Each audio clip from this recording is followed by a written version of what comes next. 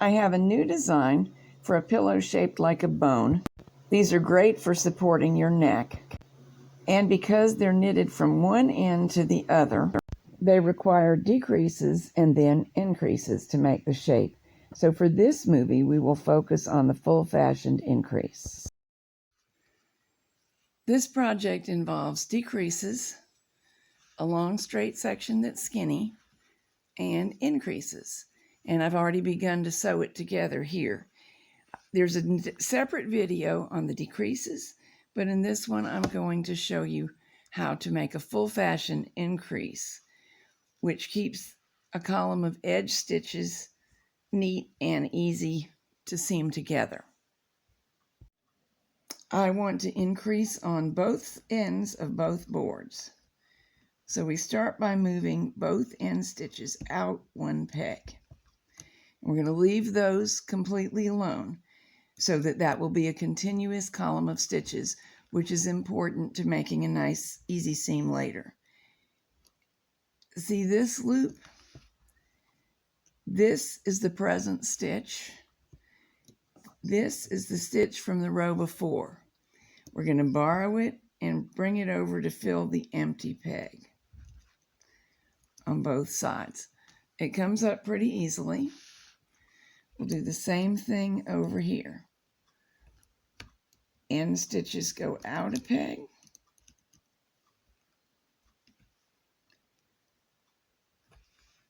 The loop from the row below, not the one presently on the peg, that one stays. This one gets stretched over to fill the empty peg. And now we wrap and knit over exactly as normal. This end, when we begin wrapping, it will seem a little funny because the act of moving that stitch over has made a little dimple on the side. But just don't let it get too loose. Wrap normally, knit over normally. And for this design, the increase occurs every other row. So I will wrap and knit over this row one more and do it again. Everything about the knitted rows is exactly normal.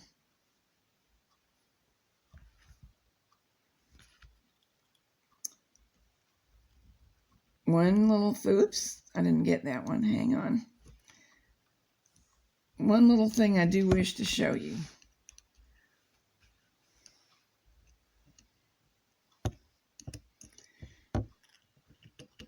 The row of stitches that we knit over, they're stacked up in a very obvious and logical way. This one where the increase is looks a little different. It's pulled to the side, of course, because we literally did pull it to the side.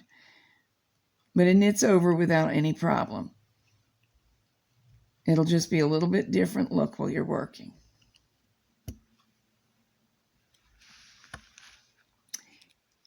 If this hook interests you, it's something that we made, and you can make yourself one. This is a handle that really was from a set of interchangeable crochet hooks. Craftsmen make them and sell them on places like Etsy. For double knitting, I tend to drop my hook somewhere, put it on the table and it rolls off, any of that kind of stuff. And so I thought it would be really nice to have something like this, because this hooks to a necklace.